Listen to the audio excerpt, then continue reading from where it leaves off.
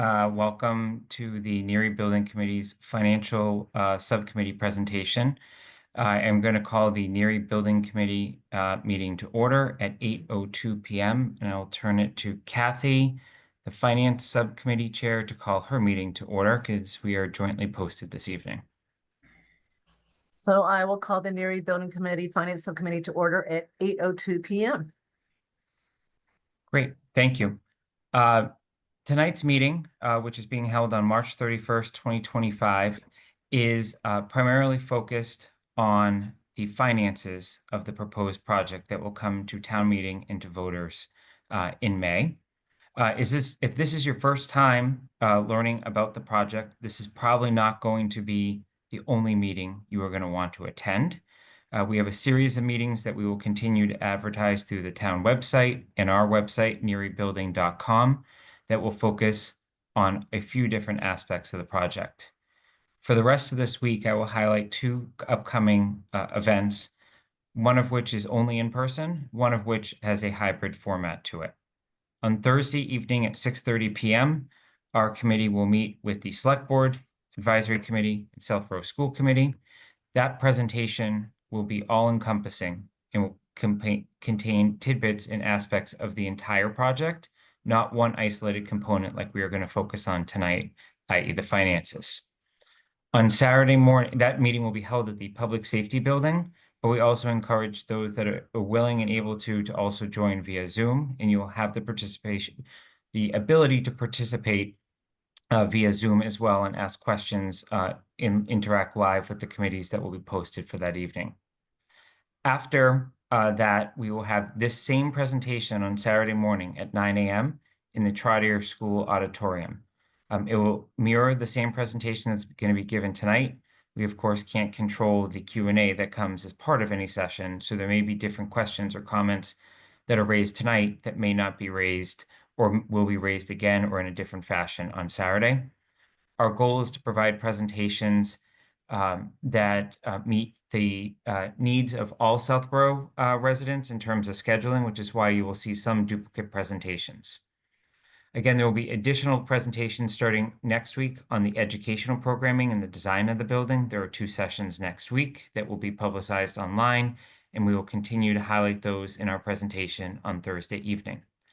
Final note that this presentation will be recorded and posted as well for those that were not able to join.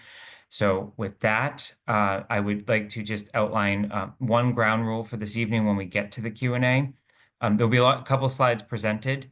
Our goal tonight is to answer questions related to the finances of the project. So when we get to the Q&A portion, and Kathy will moderate that with her subcommittee, we would ask that you keep any questions or comments related to this project to the financial aspects of it.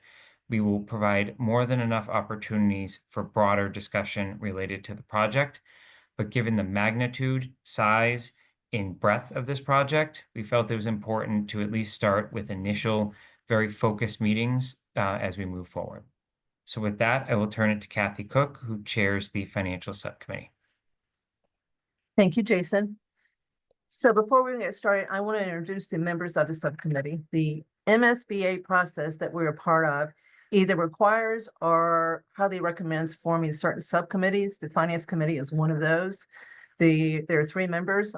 It's Andrew Pfaff, who is the chair of the advisory committee and the advisory representative to the larger overall Neary Building Committee, and Mark Davis, who's one of the 3 at-large members to the Neary Building Committee, and myself.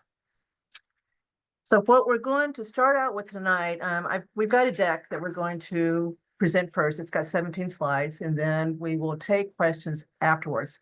So we don't want questions during the slides because one kind of leads to the other. So you want to wait to the end of it before you start asking questions to make sure you've got all the information you need to ask those questions.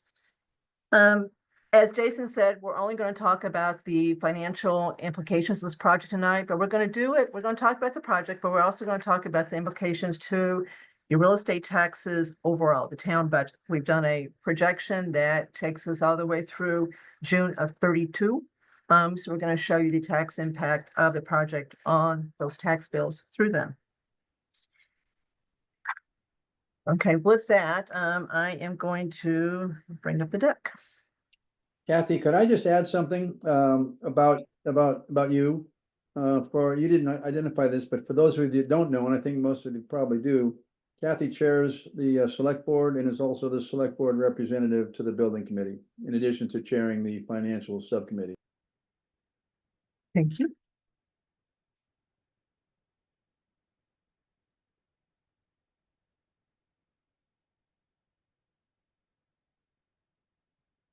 Okay, so can those that are panelists see this? Yep. I want to put it in presentation mode. What was that, Andrew? In the bottom right hand corner, the presentation mode button. Bottom right-hand corner Yep. of what? Of the see that there's a go down a little more, Okay, a little to the right, okay, to the next to the minus symbol. There's a little button there. here, Yep, like that. okay, I don't think it did anything. But you think it's done? I don't know. All right, okay, here we go. All right. So I thought it was important to those that are joining us tonight, especially those that are new, to kind of do a walk down memory lane to understand how we got to where we are now. It's been a long process. So the first thing that happened in 2020, a school research subcommittee was formed to basically look at the problem of dealing with Neary. The research subcommittee finished its work and made final presentations to the Southborough K-8 committee in February 2022. That subcommittee consisted of Jason Malinowski, Katura Martin, who was on the school K-8 committee at that time, and myself as the advisory representative. That subcommittee recommended to the school committee to give serious consideration to moving away from the current model of 3 elementary schools and 1 middle school. That recommendation included not consolidating the 3 elementary schools into 2 at Finn and Woodward. We had done demographic studies that show that that would not be possible without dangerously crowding the schools and would not allow any future growth in population.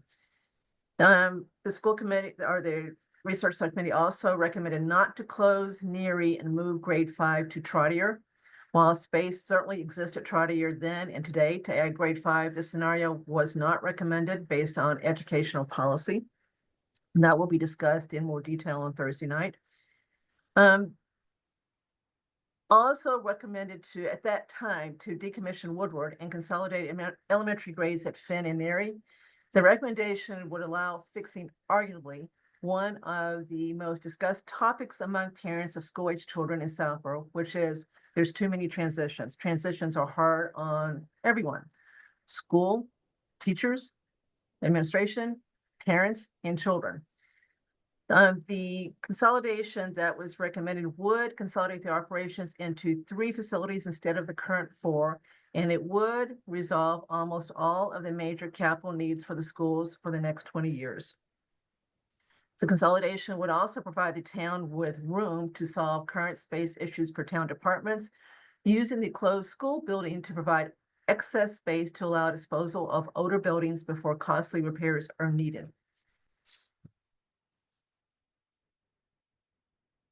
At the time that the school research subcommittee did its work, the thinking at that time was that it would be Woodward that would be the better school to close instead of Finn. That changed. Since the subcommittee recommendation was delivered, additional work has been done, and the updated recommendation is now to close Finn and not Woodward. A key factor in this updated recommendation is that the MSBA will not participate in or fund the portion of a project that involves decommissioning Woodward because the school is just too young. Additionally, the senior population did not support moving the senior center to Woodward, so that was a big part of that decision. So roll forward again. The next step, once that subcommittee had finished its work, was to form the Neary Building Committee. So the ad hoc Neary Building Committee was formed by the Select Board in February 2022 with a charge to deal with the future of Neary School. The initial voting members included 1 member from each of the K-8 school committee, advisory committee, capital committee, and the Select Board. 3 at-large members were also appointed, all of whom have significant relevant backgrounds. And then there are 7 ex officio members that were also appointed from the K through 8 administration, including Superintendent Martineau. The MSBA, you're going to hear us talk a lot about the MSBA. It's an acronym for Massachusetts School Building Authority. So an evaluation was done of the pros and cons of working within that program. You don't have to do it. You can build your own school. There's pros and cons of doing that. So we looked at both. The biggest pro is the substantial grant available from the MSBA that would offset the cost of the project. The conclusion was to work within the program if the project qualified. The MSBA accepted the project into the program in March 2022. The next step was to fund the feasibility study for the project, which was done at the May 2022 annual town meeting at Algonquin. Once that was passed, the designer and owner's project manager were appointed, which are Arrow Street Partners and Skanska USA.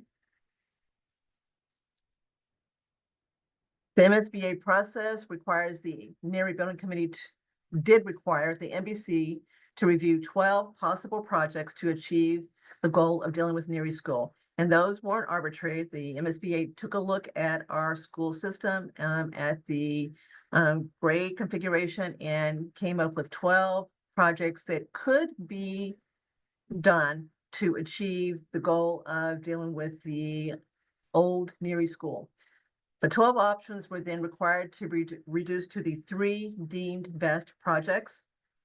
Those 3 projects that were chosen for further consideration in May of 2024 were a new 2-grade school for grades 4 and 5, a new 4-grade school for grades 2 through 5, and a rehabilitated and expanded current Neary to a 4-grade school for grades 2 through 5. The MSBA next required the 3 projects to be reduced to 1. The Neary Building Committee spent the summer of 2024 evaluating the 3 possible projects.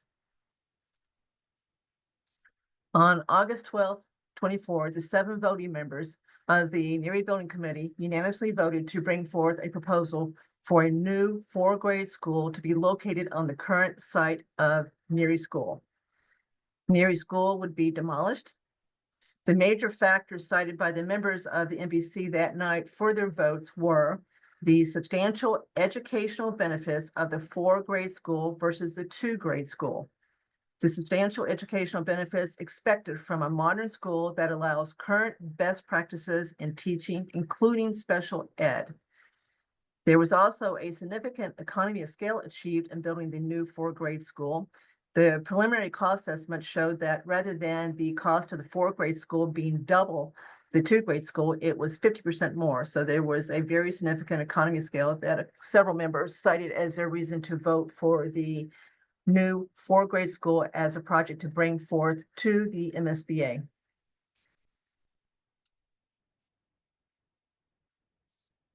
The next phase of this process is what is known as the schematic design phase. So that started immediately after that vote in September and concluded in January 2025.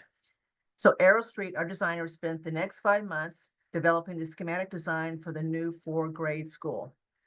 The new proposed school is 99,564 square feet. If anybody wants to understand how much bigger that is than the current Neary is about 62,000 square feet. The proposed new school is substantially more efficient than the current Neary school. The current Neary school, ex the superintendent offices that are located there, is 201 square feet per student. The proposed 4-grade school is 163 square feet per student. The new school planned for up to 610 students. If actual student population projections exceed our projections for students, there is room on the Neary site to expand at a later date. The construction timetable, if this project approved, would be as follows. The construction of a new school is expected to take about 2 years. The construction would start when school ends in June of 26 and would continue for the next 2 years and be completed in the summer of 2028.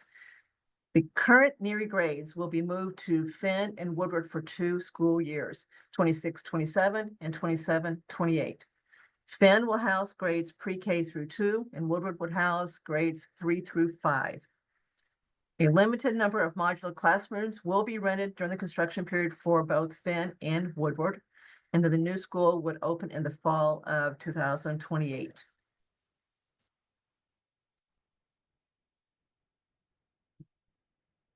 The cost of the new school project was determined by 2 sets of cost estimates that were done by outside estimating firms who have extensive experience in estimating school construction cost. The most recent set of estimates, both made independently by the 2 different firms, was completed in February 2025.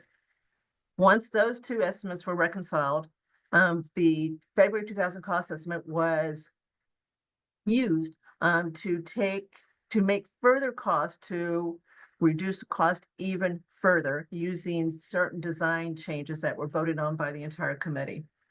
The members of the Neary Building Committee met with the MSBA staff last Friday, March 28th, to discuss the financial grant expected from the MSBA. That's why we're meeting tonight. We feel like we finally got the final numbers that will be taken forth to town meeting on March 10th. The MSBA board will vote on April 30th to confirm the financial grant that we were told was being recommended by the staff on Friday.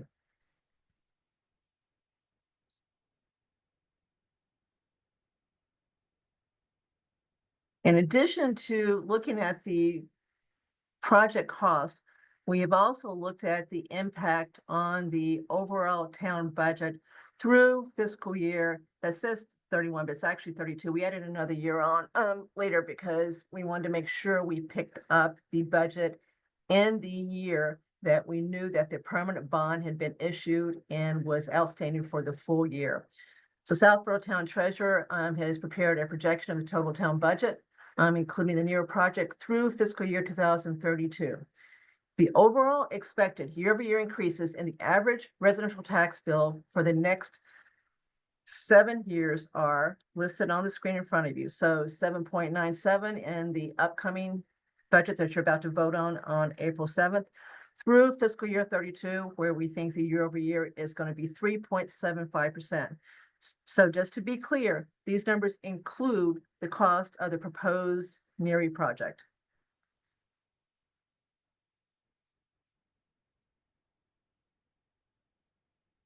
The projected project cost that the town will have to bear has decreased substantially over time since we started working on the project. When we got our first estimate in May of 2024, we projected that the town's share of the cost would be $123 million.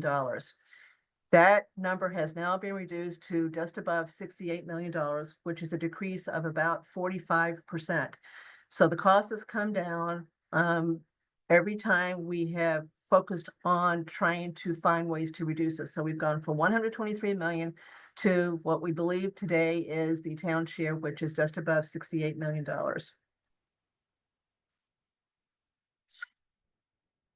So this is the total big picture of the project cost as of tonight.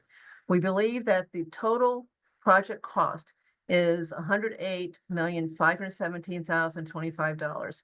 That's the number that you will see in the warrant on May 10th. That has to be voted on. You have to vote on the full cost, even though a big piece of it will be paid for by the MSBA grant. We expect the grant as of tonight to be 35 million and change. That's the number that we heard on Friday. That is 32.5% of the total cost. We also expect about $5 million of rebates, refunds, credits, etc., from the federal government and the state for use of a geothermal HVAC system. We think, therefore, the net cost to the town when everything is said and done is going to be just above $68 million. We have worked with our bond consulting firm to determine what we believe the annual debt service will be on the $68 million once the bond is permanently financed. He has used an interest rate of 4.25%. We believe the debt service will be, once it's stabilized and permanently issued, just above $4 million a year. We also expect at least $1.2 million in operational savings from the K-8 school system from several things, but for now, we've only shown on this slide what we believe the reduction in headcount cost is going to be. So we believe that the annual increase in the town budget for this project year over year is going to be about $2.9 million once the bond has been permanently issued. That equates to a tax impact to the average valued house of about $703. This number has also come down substantially since we first started discussing this in August of 2024. The average house value when the bond is permanently financed is expected to be about $1,245,000. So for those watching tonight, if you know the value of your house, you can take that 703 and go up and down depending on what the value of your house is compared to $1,245,000. There have been some that have been concerned that this project would cannibalize being able to do other projects. It has not. We have continued to schedule in our capital plan all of the things that need to be done in Southborough, roofs, DPW equipment, fire equipment, et cetera. So that has not changed. We had originally included a library expansion on this spreadsheet, but that has been taken off because the library was not accepted into the state program recently. So that didn't happen, but it didn't come off because of the Neary project. It just came off because they did not get accepted. So these are the list of projects that we expect to be debt financed over the next few years. They include a couple that are probably worth mentioning. We've got on the spreadsheet the addition of a new turf field at the choke field. That's on here. That is something that the Rec Commission is going to probably bring forth maybe in the fall. They are working on it now. There's a lot in town that think we need that to increase our field capacity. We also have put a placeholder for the cost of closing Finn, which we're going to talk about in a second, and doing the work that would be needed to move certain town departments into Finn, and at the same time renovate the bottom floor of the senior center for the seniors.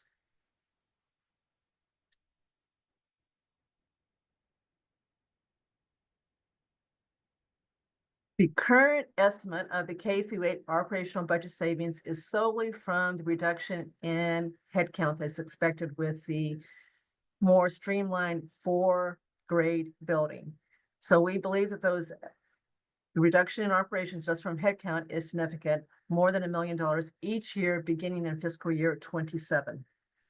We think there's going to be other savings too, but those savings have not been totally quantified. So we're not going to talk about those tonight, and we're going to base this on what we have more confidence in as far as school budget impacts. So the recommendation is to close Finn as a school and make it a town building. The town has needed more space for a long time. If anybody knows where certain offices are, you know how crowded certain people are with where they sit. This would give us a chance to use the space for town departments that need more space. The Council on Aging, which represents the seniors in town, was asked whether they would prefer moving the senior center to the closed Finn or to stay where they are. They voted to stay where they are. They would like to have use of the bottom floor, which currently has several town departments in them. So the tentative plan is to move those departments to Finn, repurpose Finn to accommodate that, and then refurbish the bottom floor of the senior center to accommodate what the senior center would like to see on the bottom floor. So the cost of doing that has been built into the capital plan that I just showed you.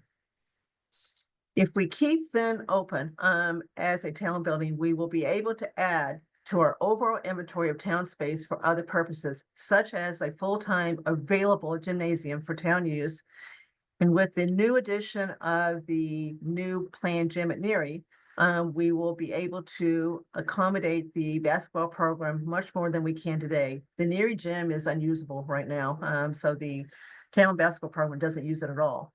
They have to schedule basketball games at times that are not preferable. They're used in space with St. Mark's, Fay, etc. So this would give our rec programs more space to be able to conduct their programs. The discussions on how exactly to use Finn are currently underway and are not fully fleshed out, but should be in the near future. The estimated cost of operating Finn as a town building has been included in the 7-year town budget, so we haven't left it out. It will come out of the school budget and move over to the town budget, so it's still going to be a cost. We're not deleting that. It's just going to be moved over from one side to the other.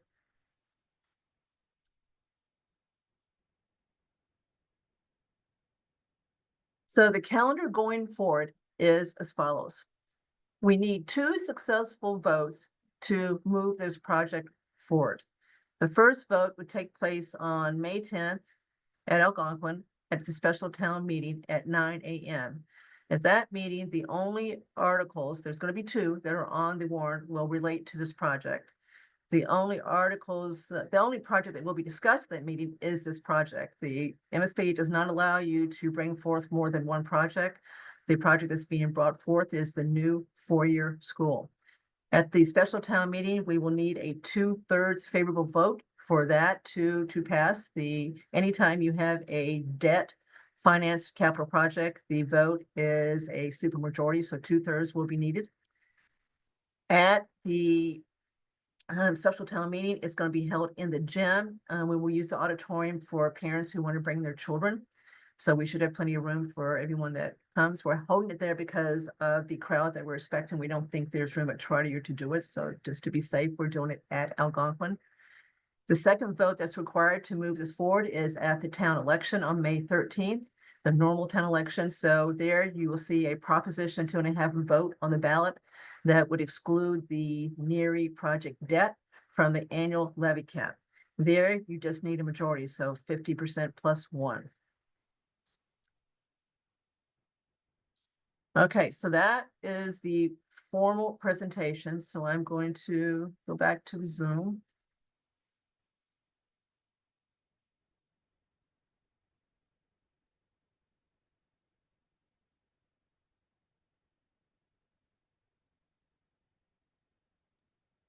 Kathy, do you want me to do the Q&A or are you going to do it? Jason, what do you want to do? Well, I think why don't you just run with it for now? And I'll weigh in on anything that I think I should weigh in on, as should the committee. Okay. All right, let's see. So we've got a big audience, 66, which is great. So we need to do this in an organized fashion. We will be able to see who raises their hands, and Andrew will bring them over, I guess, one at a time. Jason? Yep. Okay. And reminder, when people come over, please state your name and address for the record. Yes. And remember, we're only talking about the financial implications of this project tonight. All right, let's see. Do we have any hands?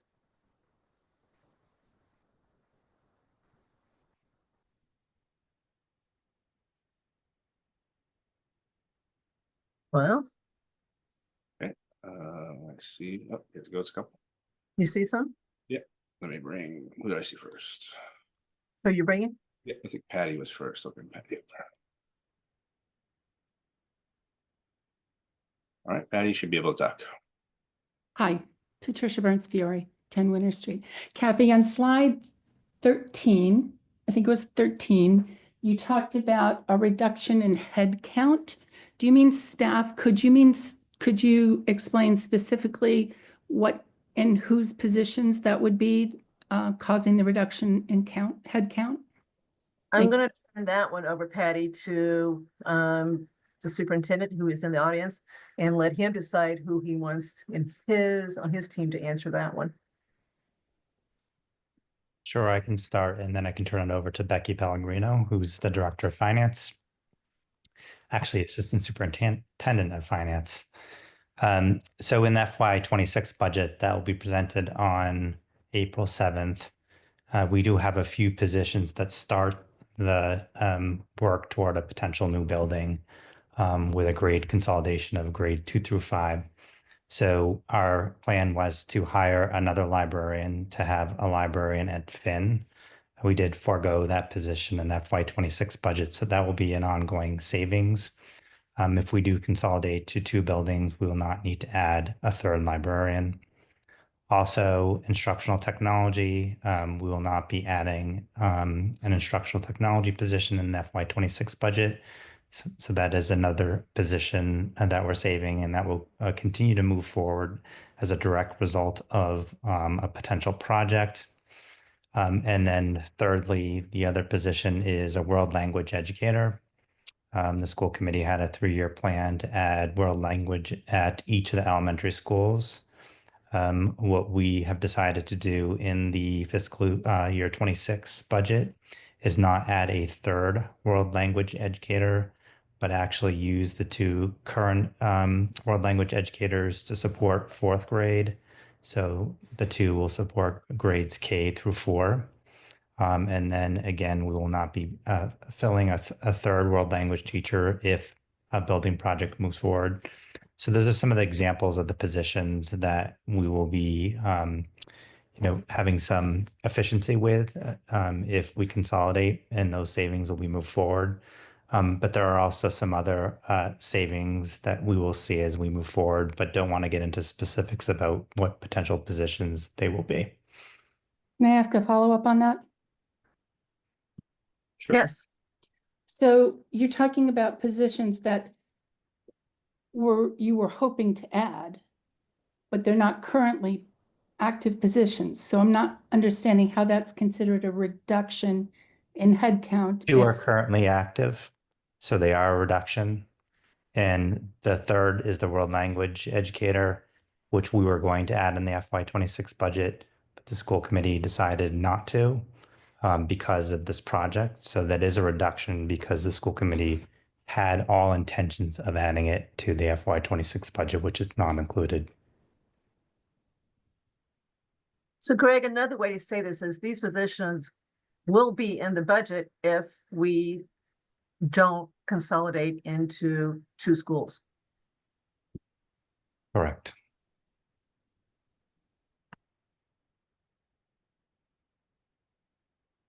Patty?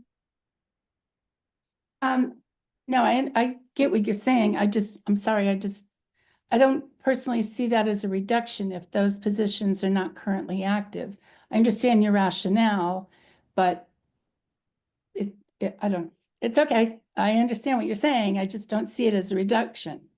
Two of the 3 positions are in the FY25 budget. They are not in the FY26 budget. Okay, so you're going to, how do you say that? Lay off those positions? It's a reduction of 2 FTEs and from FY25 to FY26. Okay, all right, thank you. So Andrew, who have you brought over, John? I haven't brought over anybody yet. I will, hold on. I will bring over John next. Hi there. Thanks for the presentation. John Clegnizzi, 4 Wentworth Drive. Could you speak a little bit to what's driven the cost reduction in the estimate over the past 12 months? Obviously, that's substantial and good news. Have there been significant scope reductions, or is it asking people to sharpen pencils? And if it's the latter, what protections, if any, do we have of people coming in really low on their estimates? Thanks.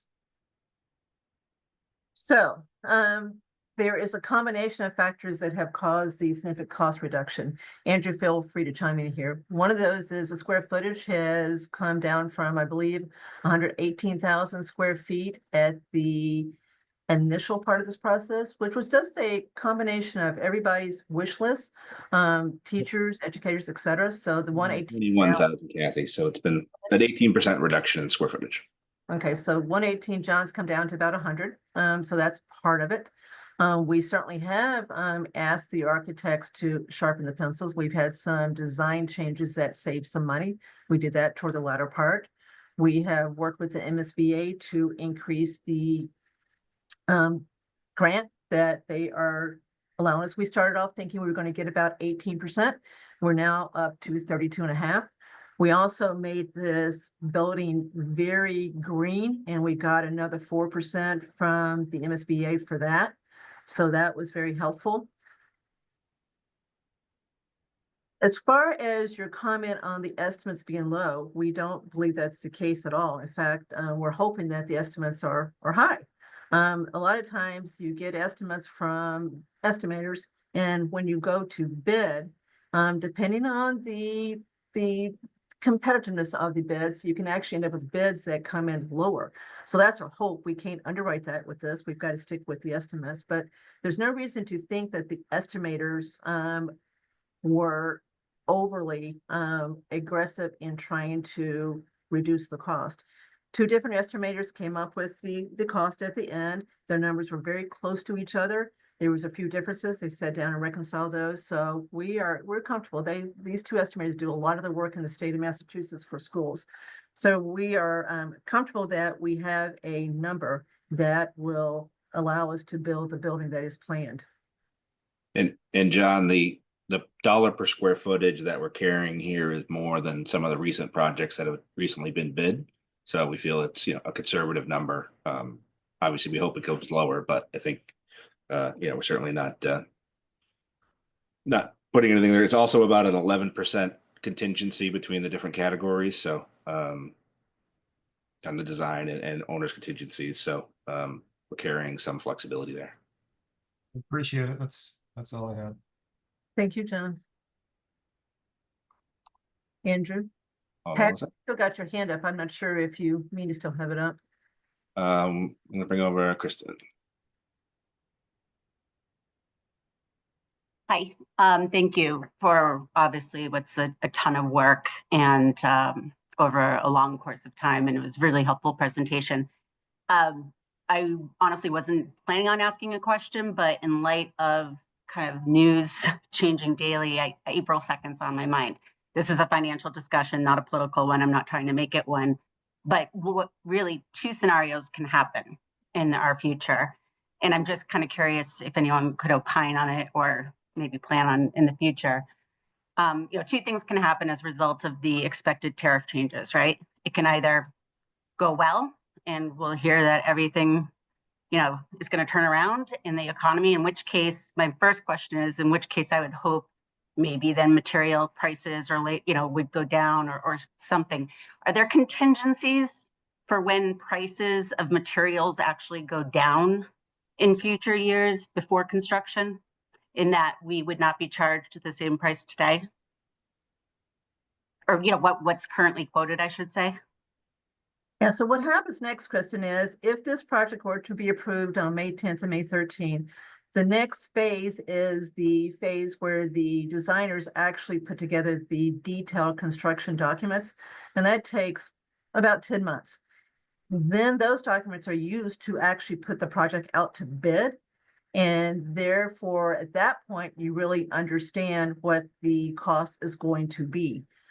So until that happens, and those are real costs. So the bidders will actually be looking at the cost at that point to determine what their bid's going to be. So we won't know till then whether the bid is going to come in at, above, or below what this estimate is. But though that bid will reflect current cost at that time.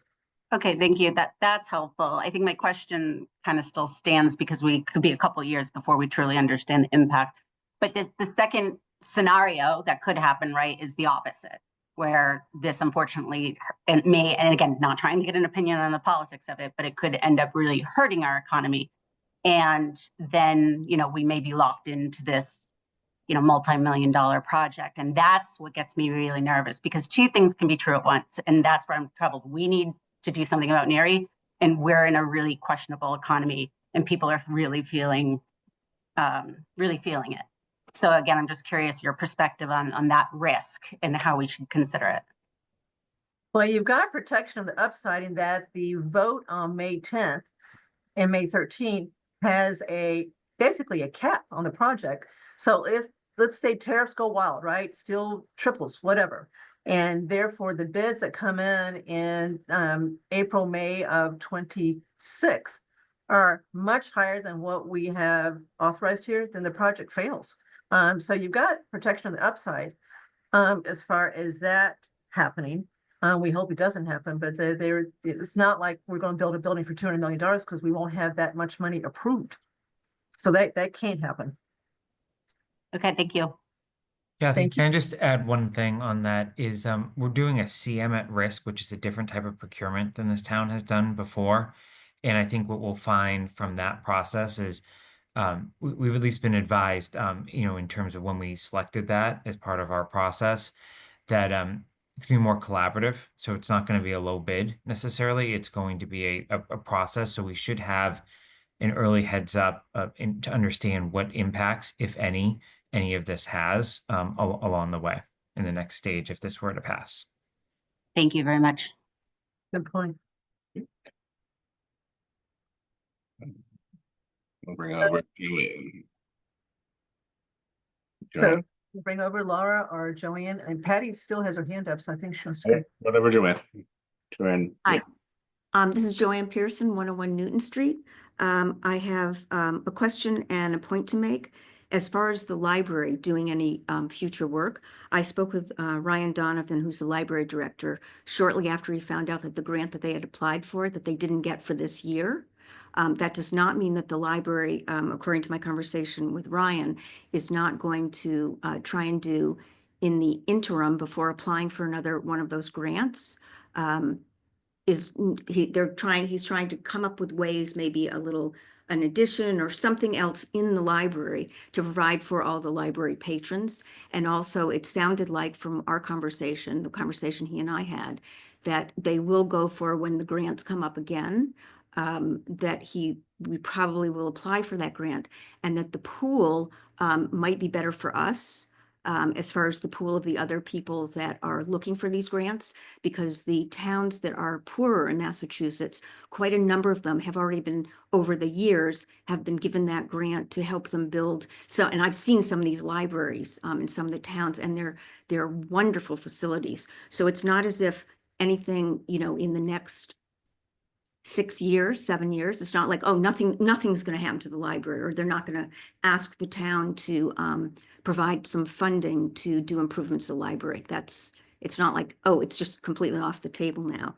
The other thing is the geothermal. I think out of the, 5.5 million with the state and federal, the bulk of that is federal.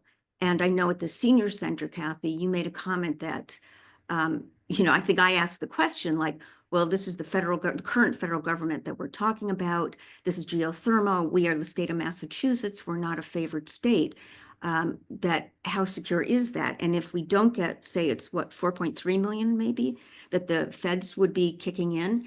So does that fall back to the residents of Massachusetts? And so we have to absorb the, the $4 million or so. If they say, sorry, even though that was like legal and all that, they don't care all that much. Does that go back into the portion that the town taxpayers would be responsible for? If the federal government, through the Inflation Reduction Act, does not fund the expected $4 million for the geothermal, yes, they would increase our project cost by about $4 million. If that's what you want me to say, yes, it would. It's not written in stone. We do have some confidence that this is going to come through. That's why we're using it. If we did and we want to use it. The other $1 million is from the state of Massachusetts, where we do have quite a bit of confidence we're going to have that one. So I don't know, Joanne. We've got it in there because we do believe that based on conversations we've had with certain people that are much more attuned to this in Washington than we are, that there's good reason to keep it in there for now. Thank you. Kathy, Thank let you. me just add on that, that requires congressional action to rescind. It cannot just be unilaterally done. And most of that money right now is allocated to southern states. So without getting into a political discussion, that speaks to kind of where we're coming to some of our baseline expectations. The other thing I will just point out is obviously we'll have clarity within our design process in terms of where this is trending, in terms of what parts of the Inflation Reduction Acts are potentially on the chopping block. And we do have the ability at certain points to change the systems that we put in the building. We don't have much time, but we do have some time. So I just wanted to point that part out as well. Okay, so Andrew, why don't you bring over Laura and Mike Vaughn? Or Mike Vaughn? Right, go ahead. Can you hear us? You can. Great. Yeah, actually, my question was just covered by the previous Laura, question. just, state your name and address for the record. Oh, yeah, Laura Baum, 198 Woodland Road. My question was partially covered by the previous question about the federal funding for the geothermal green initiatives on the school. So from the sounds of it, if that were not to come through, is there a plan B to not implement that system and use a different system? And again, to your point, I think we just heard that the state said that they'd kick in 4% extra for making it a green school. So if the federal money didn't come through, we decided not to use that spend $4 million extra to make that green initiative. Would that affect the state's reimbursement rate? Who wants to take that one? I think the answer is probably yes, but that would be part of our consideration in what to do also.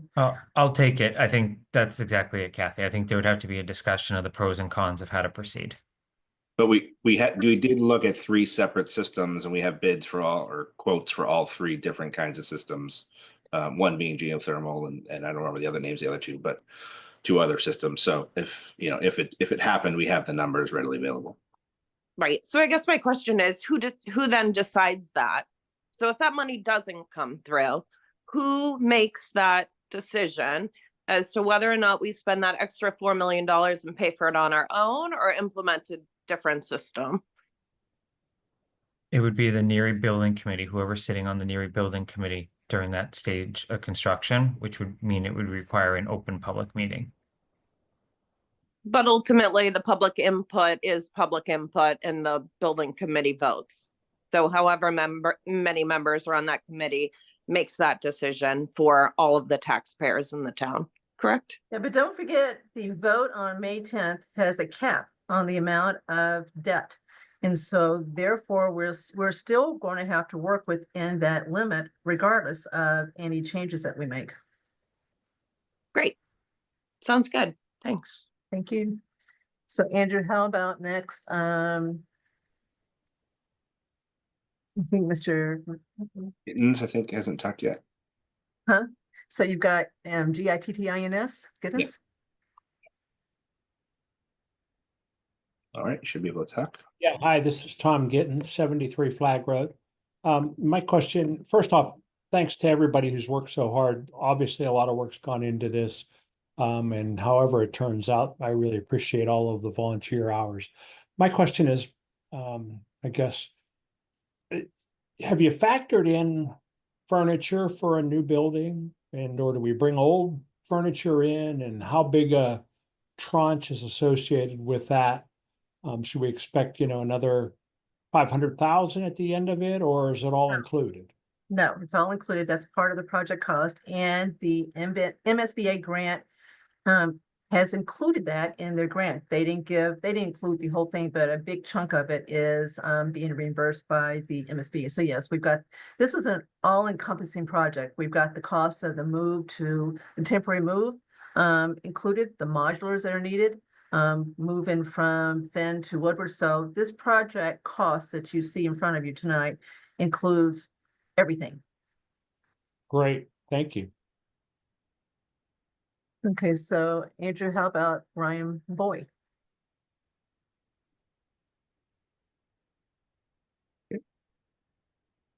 Hi, yes, this is Ken Boy, 10 Ashley Road. Two questions. The first goes to the FTE discussion earlier. I was surprised that a reduction in principal, assistant principal, and office staff isn't included in that. Could you clarify? So let's go back to to Superintendent Martineau for that one. Yes, so we do plan on having some savings in terms of office staff and also when the building opens, adding an assistant principal. So it would be a reduction from currently 3 elementary principals to 2 elementary principals and an assistant principal. Okay, thanks for that clarification. And then the other, there was some discussion about the impact with the average house value being $1.24 million. I think if I understood it correctly, that was the projection average price of a house in 2032 for projected bonding in 32. But what might be useful is a way to, since we don't know our projected value of our current house in 32, we kind of want to put that in context of what our valuation is now for what those 32 costs would be. Am I Yeah, No, my- that's making no, sense? that's a very good question. A very good suggestion. We are going to put an interactive tool on the Neary Building Committee website that will allow you to do just what you said. And just for the audience's information tonight, the estimated average house value in Southborough was basically, we took, the last time we've done this, it was January 1st of 24. The assessor is working now on 1/1/25. He has, so what we've done is taken the value for 1/1/24 and we have rolled it forward by 4% each year to get to the 1,245,274, based on talking to the assessor. So that's the projection that's been done, or the assumption that is inherent to get to that. Right now, the average house value is about $1 million for 1/1/25. So that $1 million is expected to go up to 1,245,000 by the time the bond is permanently financed in May of 2031. Okay, great. That's great information, great context, and thank everyone for their work.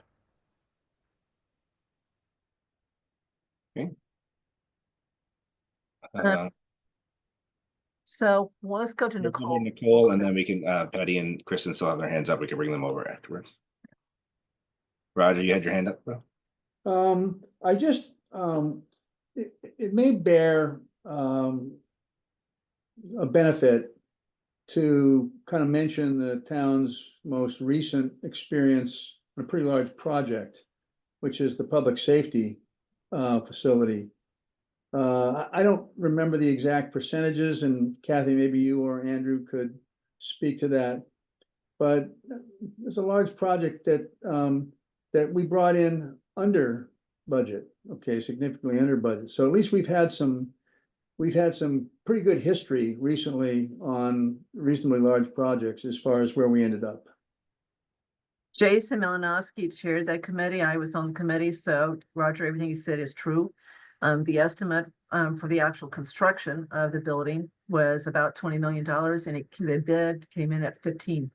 So substantially less than the estimate. So we had a very favorable environment at that point. It was very competitive.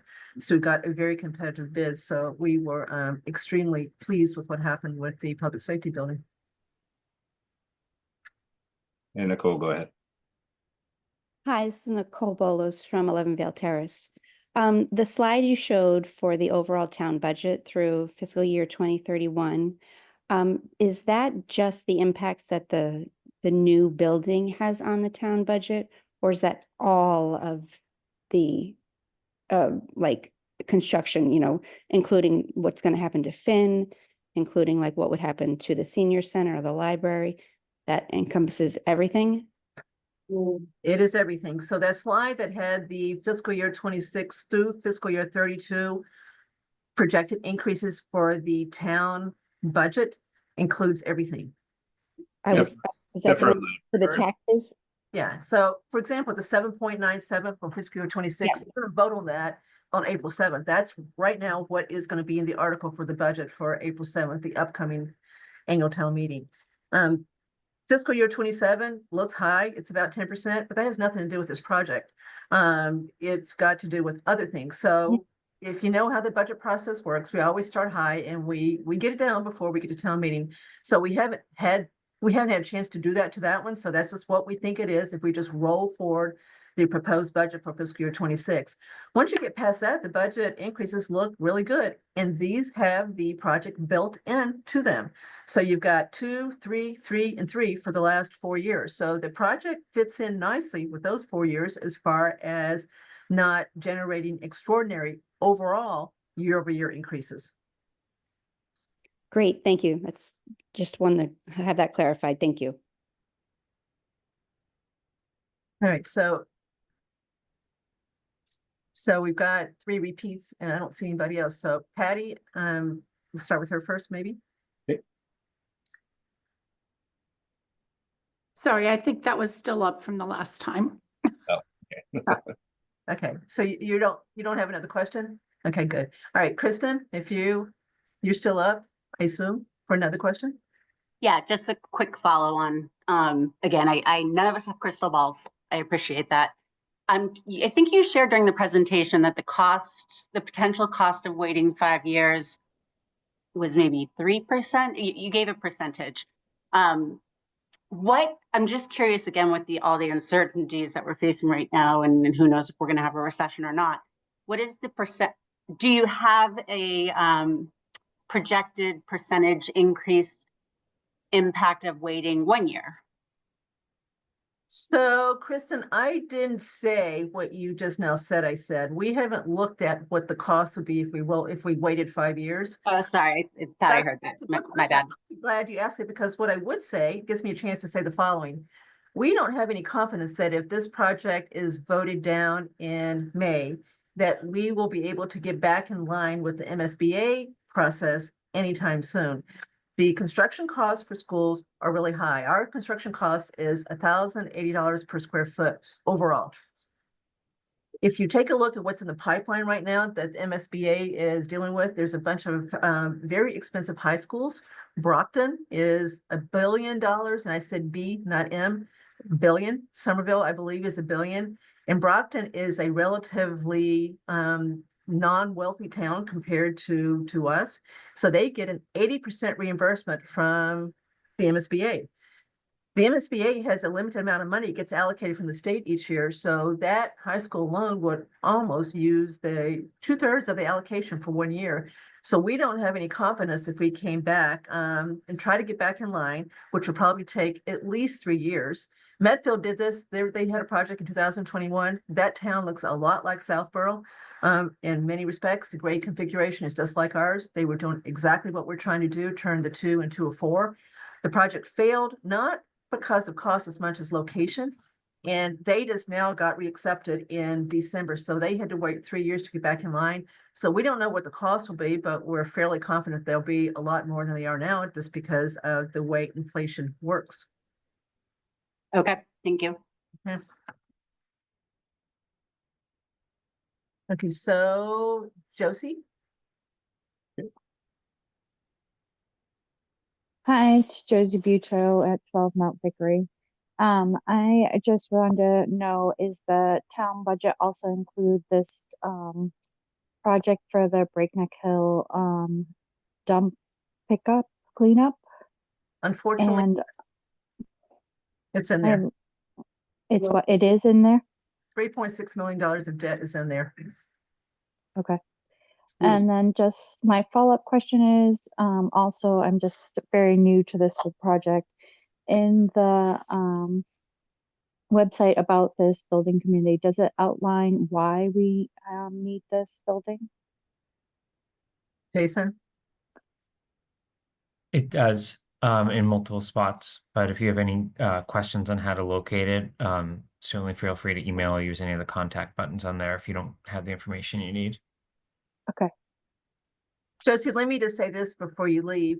One thing that I do believe has been in general agreement for those that have followed the process throughout is that something drastic has to be done to Neary. It needs, and everybody fill me in. We need a new roof. The kitchen hasn't worked in 20 years. It is absolutely not ADA compatible. The gym is a disaster. The parking lot needs to be redone. We looked at just trying to repair it, and the cost of repairing it was almost what it cost to build a new school. Therefore, we felt that the new school was by far the better project, given you'd have a new modern school and not just a school that you had repaired. Thank you. All right, Betsy Rosenblum.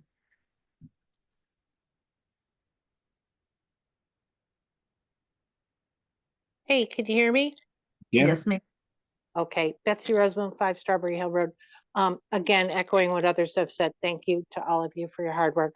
The 703 projected costs to the average house, for how many years? Over how many years? 30. Yeah, 30 so years.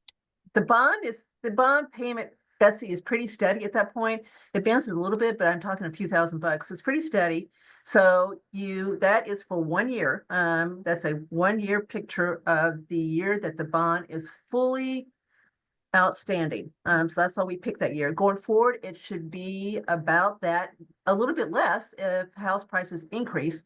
So a little bit less, but that is a pretty good number to use as a gauge of the standalone tax impact of this project.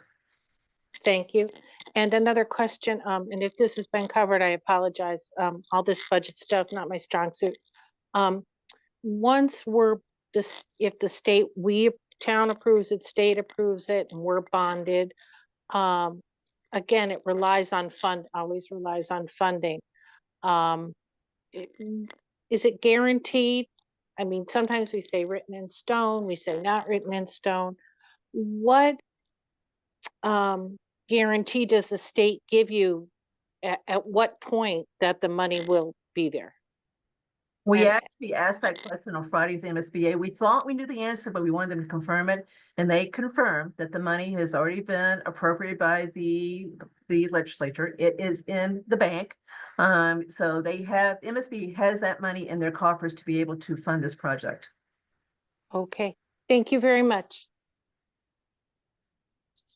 All right, so how about Ashwin? Hi, can you hear me? Yes, we can. Hi, this is Ashwin from 32 Framingham Road.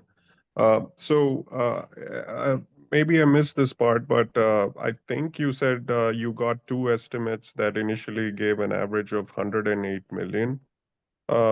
I mean, for this kind of huge project, 2 estimates seems a little bit low because I myself have gone through construction myself. I understand it's just a home versus a school, but I mean, that seems like a small sample space. Is there more that would be considered should this project move forward or?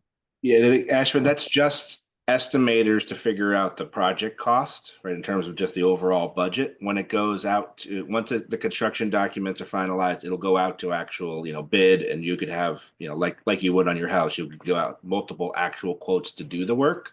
But these are Okay. just estimators that are saying, okay, we estimate you're going to need, this many windows, this much siding, and have a kind of a estimated cost for that so that we can set the project budget.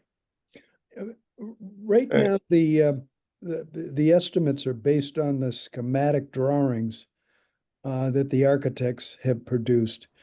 So if we get successfully through town meeting and the vote, we then go into the next phase, and there's a constant comparison as the plans are being completed, because it'll take us a good 9 months to a year to complete the plans, even before we go out to bid. So there's going to be constant testing on pricing and materials, and we get down to some really big details. And also being in the construction end, I would hope to see things come down, but only time will tell. Yep. Thank you for that.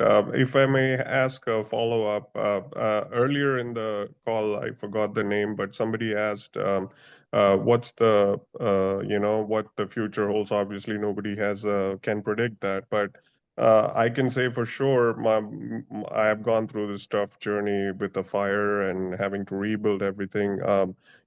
I mean, it's like Murphy's Law, right? Everything will happen. Like you had the Ukraine war, you had, inflation go up. So how are we going to protect against that in the future, right? Because definitely we got to plan for the worst, which will happen, and costs will rise. So I guess I mean, what's the buffer or something to protect the taxpayers against that, right? So.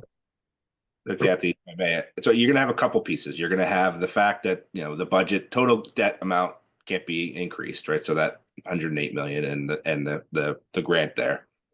Two, there's contingencies built into the budget of about 11%. And, as Jason mentioned, we're running this project as what we call construction management at risk. So a lot of that risk gets absorbed by the person that, the builder that signs the contract. So if there is an overage, it's basically absorbed. Not a change in scope, but an overage could be absorbed by them. Okay. The other aspect of that contract is if the construction manager who works for the town turns around and finds a way, let's say steel suddenly drops in price, and we're 3 months before we really need the steel. He would then go to us and say, look, we could buy all the steel now, lay it down, and we're going to save $250,000. Normally, that would go to the contractor. In this type of contract, that $250,000 goes back to the town as a savings. So we've set it up specifically for this type of contracting, to make sure there's constant testing, and even under construction, we're able to save money and it comes back to us. Okay. Yeah, that's good to know. Thanks, Mark. Thank you. So the only person with a hand still up, and Laura and Mike, I don't know if you have another question, or you just didn't lower your hand from the first one. You're still So- up. Well, bring them over. Yeah, we do have another question. Question regarding, obviously this is a huge project for this town. I'm not sure if it's the largest capital expenditure to date. By Yeah, far, yeah, Laura, yeah. by far. Yeah, so we're kind of wondering, what a project of this magnitude, what impacts this has on obviously the town's debt ratios and future bond ratings for the town, and then obviously downstream impacts of that for any future capital projects that we're required to borrow money for. So I'm going to break this in two parts. Andrew, you want to handle the bond rating one, and I'll talk about the debt piece of it. So Laura, the state has a set of guidelines as far as what they believe is the appropriate total amount of debt that a city or town should incur. That number is 5% of the value of the town. The value of Southborough is right now about $3.8 billion. So 5% of that would be $190 million. We are, even with this project, well below that number. On top of that, we have, right now we're really low. So we've got, this is a good time to actually add debt, in that a lot of projects, including our current schools, are either totally paid off or, in Algonquin's case, about to be paid off. So we're well below the guideline, even with this debt, as far as that goes. We have looked at what the possible impact on our current AAA S&P rating is. Andrew, you want to handle that one?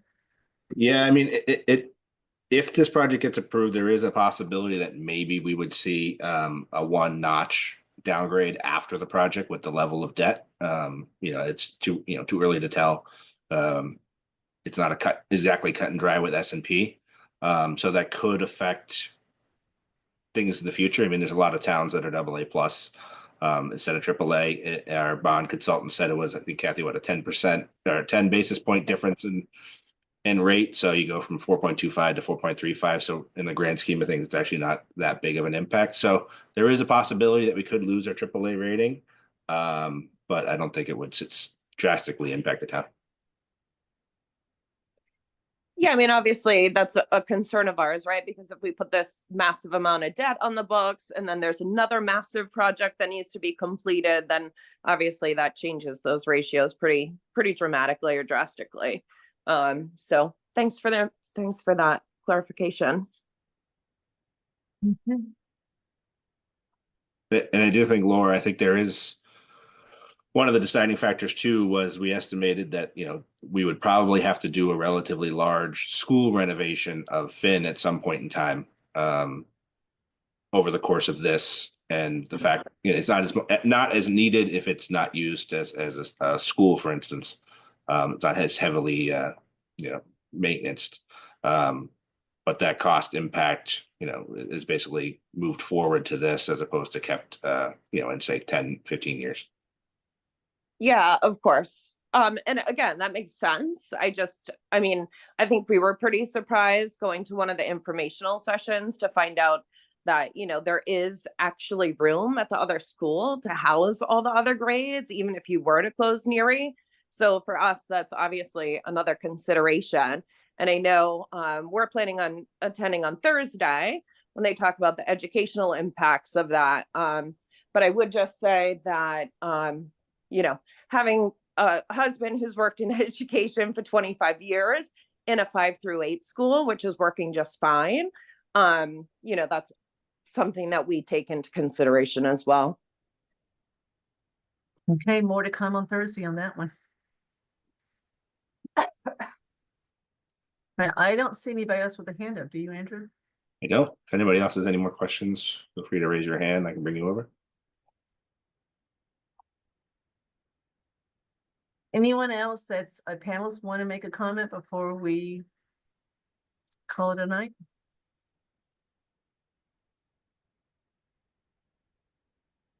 It looks like it. Okay. All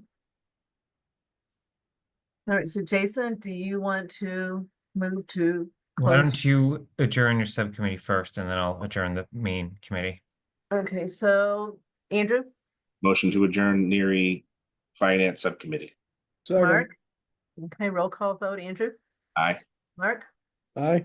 Focus aye. And I'll make a motion to adjourn the Neary Building Committee. Is there a second? Second. All right, motion's been made and seconded. Roll call vote. Andrew? Aye. Kathy? Aye. Mark? Aye. Denise? Aye. Roger? Aye. Chris? I didn't hear Chris. Aye. And I am I as well. All right, have a good evening, everyone. Thank you for joining. You all. Thank you. Good night.